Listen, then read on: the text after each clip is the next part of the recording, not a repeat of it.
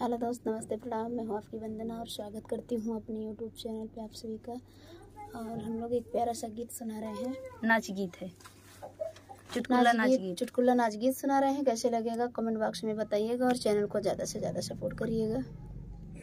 पिया मांगई गवनवा अब का करी, पिया मांगई गवनवा अब का करी, पिया मांगई गवनवा अब का करी।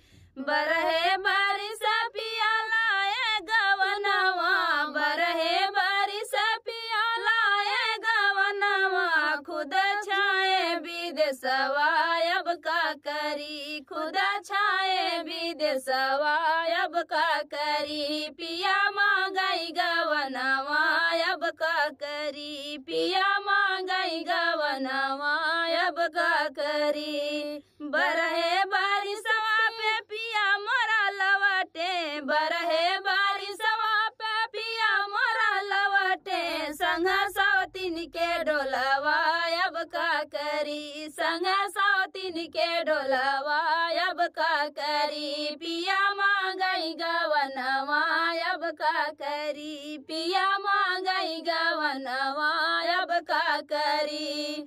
दे तू न मोरी माही धर तलवरिया, दे तू न मोरी सासू धर तलवरिया, अपन तजते ऊपर नवा अब का करी, अपन तजते ऊपर नवा अब का करी। पिया मांगई गवनवा अब का करी, पिया मांगई गवनवा अब का करी।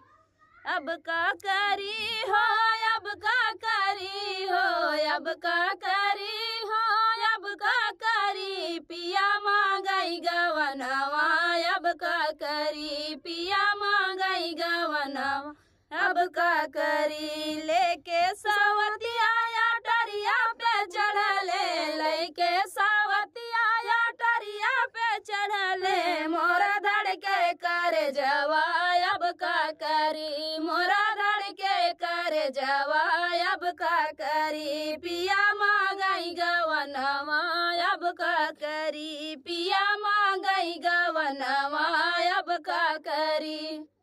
तो फ्रेंड, गीत कैसा लगा कमेंट बॉक्स में बताइएगा। फिर मिलते हैं किसी नए गाने के साथ, तब तक के लिए बाय बाय दोस्तों। और आप लोग से रिक्वेस्ट है